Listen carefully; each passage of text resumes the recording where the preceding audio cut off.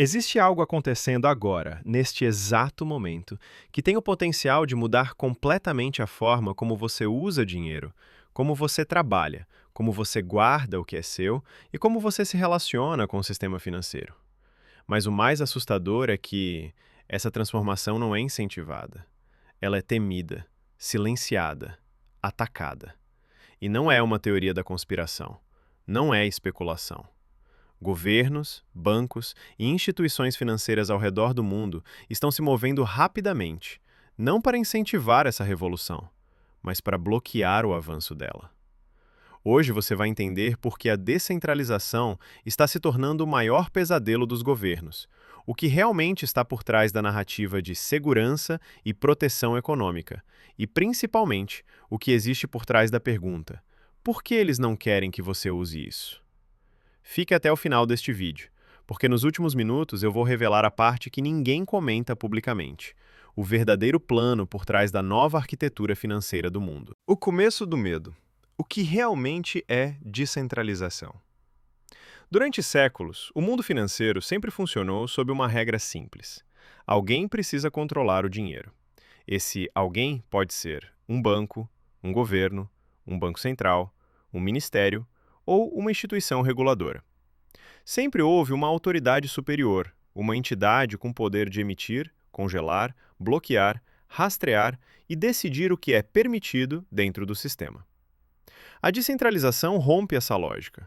Pela primeira vez na história moderna, existe um tipo de sistema em que ninguém manda em ninguém, ninguém controla a emissão, ninguém pode bloquear transações, ninguém pode congelar contas e ninguém pode manipular o valor de forma arbitrária. Um sistema onde não existe gerente, não existe chefe, não existe pedir permissão, não existe burocracia e, principalmente, não existe um ponto central de falha. Se um país inteiro cair, o sistema continua vivo em milhares de outros. Se um governo proibir, o código segue rodando invisível, intocável e inabalável. A descentralização representa a liberdade, mas para o sistema atual, liberdade significa perda de controle. E é aqui que o medo começa. O que eles não querem que você faça? Não é apenas sobre usar tecnologia, é sobre escapar da dependência. Porque quando você usa um sistema descentralizado, você está fazendo algo que bancos e governos detestam. Você está saindo do radar. E sair do radar significa não pagar taxas abusivas, não depender de autorização bancária, não ficar refém de burocracia, não ter suas transações monitoradas, não ter seus gastos analisados, não ter sua conta congelada, não depender da boa vontade de um gerente, não se submeter à política monetária de um governo. Você não está escondendo algo, você está retomando o que é seu. E essa é a parte que incomoda. O plano dos governos, a guerra contra a independência. A pergunta que quase ninguém faz é: por que os governos têm tanto medo da descentralização? A resposta é simples e assustadora, porque perder o controle da moeda significa perder o controle da população.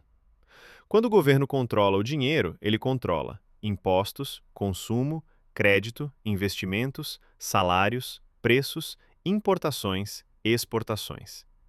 Controlar a moeda é controlar o comportamento humano. Agora imagine um mundo em que as pessoas podem enviar dinheiro para qualquer lugar do planeta em segundos, sem bancos, sem fronteiras, sem autorização e sem deixar rastros analisáveis. Para o cidadão comum, isso é liberdade. Para o governo, isso é um pesadelo. As proibições começam e não vão parar.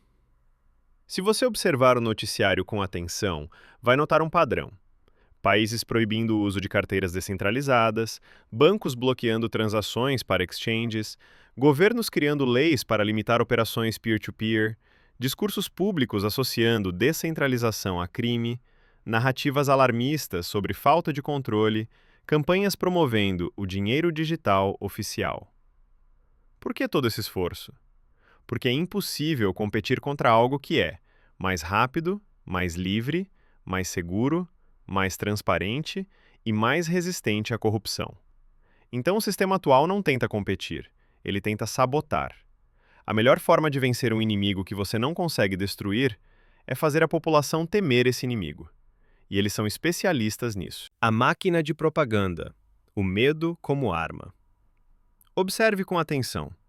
Quando o assunto é descentralização, a mídia tradicional sempre usa os mesmos termos: risco, perigo, golpe, ilegal, criminosos, falta de segurança, precisamos de controle. É sempre o mesmo roteiro. Eles nunca falam sobre liberdade financeira, autonomia do usuário, independência do banco, redução de taxas, privacidade, segurança criptográfica, transparência global, inclusão financeira. Por quê? Porque quanto mais você entender os benefícios da descentralização, mais rápido você vai perceber que o sistema atual não existe para te proteger. Ele existe para te controlar. E a mídia tradicional é parte essencial dessa engrenagem. O segredo que eles não querem admitir.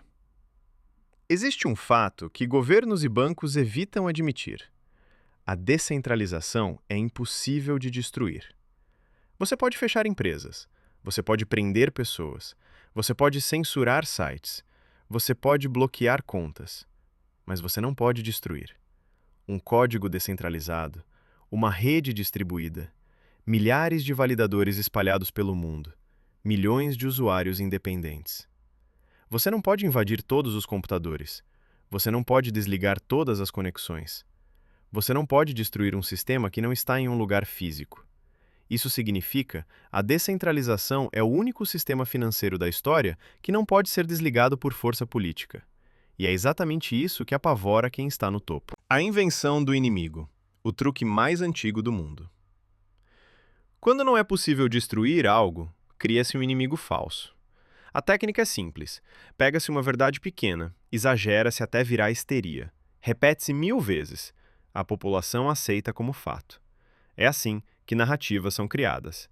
É assim que políticas são justificadas. É assim que abusos se tornam medidas de segurança. E com a descentralização, o processo é claro. Eles apresentam casos isolados de golpes e crimes, e usam isso para pintar todo o ecossistema como uma ameaça global. É como culpar a invenção do carro porque alguém dirigiu bêbado. Mas a estratégia funciona porque o medo envolve, e a ignorância paralisa. O verdadeiro plano: controlar tudo através das CBDCs. A parte mais importante vem agora. Toda a campanha de medo sobre descentralização tem um objetivo muito claro: preparar o terreno para as moedas digitais de Banco Central, as famosas CBDCs. Elas serão apresentadas como modernas, seguras, rápidas, gratuitas, convenientes e protegidas pelo governo. Mas nos bastidores, as CBDCs representam algo que a humanidade nunca enfrentou antes: um dinheiro programável, capaz de expirar, limitar compras, bloquear produtos, restringir deslocamentos, congelar comportamento, rastrear cada centavo, impedir economias indesejadas, impor taxas automáticas e, principalmente, punir ou premiar cidadãos com base em obediência. Com CBDCs, o governo não apenas controla a moeda, ele controla você. E é claro que um sistema assim só funciona se a população não tiver alternativas descentralizadas. Por isso, precisam destruir a concorrência. O que vai acontecer nos próximos anos?